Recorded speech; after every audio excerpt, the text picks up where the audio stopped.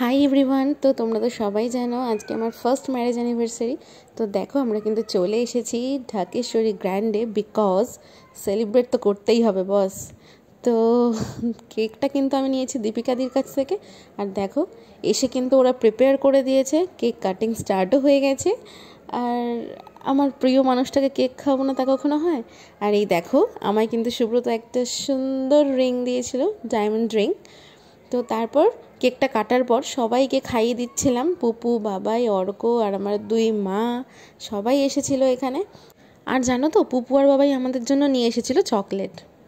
তো দেখো আমাদের কিন্তু দিয়ে দিয়েছে। আর এরপরে চলে এসছে স্টার্টার। তো এখানে ছিল ফিশ ফিঙ্গার, আর ছিল রেশমি কাবাব, আর ছিল পনির টিক্কা, আর মেন কোর্সে কিন্তু ছিল মাটন বিরিয়ানি আর চিকেন কষা। না না ঠিক আছে, অর্ক স্টার্ট করে দিয়েছে খাওয়া, পুপু এখনো স্টার্ট করেনি, করবে। যাই হোক, আমার এটা সুব্রত মিডিল থেকে ডিম আমার নিয়ে নিয়েছে। আর এই দেখো খাওয়া শুরু।